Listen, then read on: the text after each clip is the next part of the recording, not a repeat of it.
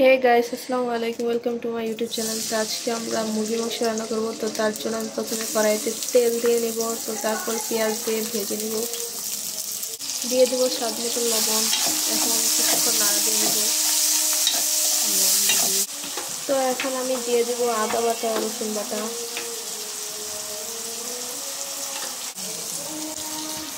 আমি এখন একটু নাড়া দিয়ে নিই। তার মধ্যে দিয়ে দেবো হলুদ, দিয়ে দেবো মরিচের গুঁড়া। সবাই সবার স্বাদ মতো মরিচের গুঁড়া দেবেন, আমরা একটু কম খাই তাই কমই দিই। এখন দিয়ে দিব জিরার গুঁড়া, তো সাথে গোলমরিচের গুঁড়াও দিয়েছিলাম, তো জিরার গুঁড়াটা আবার পরে দিব। এখন দিয়ে দেবো পানি কষানোর জন্য, কিছুক্ষণ নাড়া দিয়ে নেব।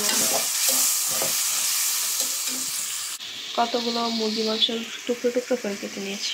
এখন মুরগি মাংসগুলো দিয়ে দিব। আমি আজকে দেশি মুরগি রান্না করব, তো দেখতে পাচ্ছেন দেশি মুরগি। এখন সবগুলো মশলা মুরগির সাথে মেখে নেব।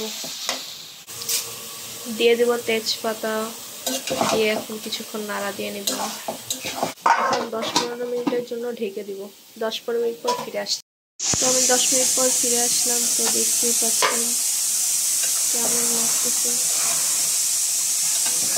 তো আমার মাংস অনেকটা সিদ্ধ হয়ে গেছে, দেখতে পাচ্ছেন। তো এখন আমি দিয়ে দিব লাউ আর আলু।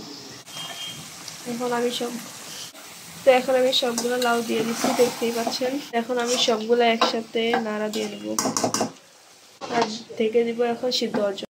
5 মিনিট পর ফিরে আসলাম, দেখতেই পাচ্ছেন কেমন লাগতেছে। এখন তার মধ্যে আমি 1 গ্লাস পানি দিয়ে দিব, যাতে লাউটা সিদ্ধ হয়ে যায়।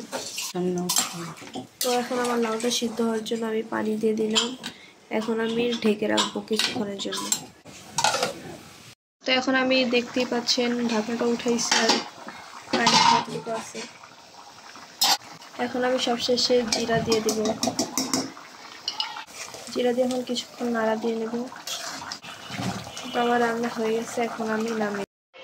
তো দেখতেই পাচ্ছেন আমি তরকারি নামিয়ে নিয়েছি। তো ভালো লাগলো অবশ্যই লাইক করবেন এবং শেয়ার করবেন।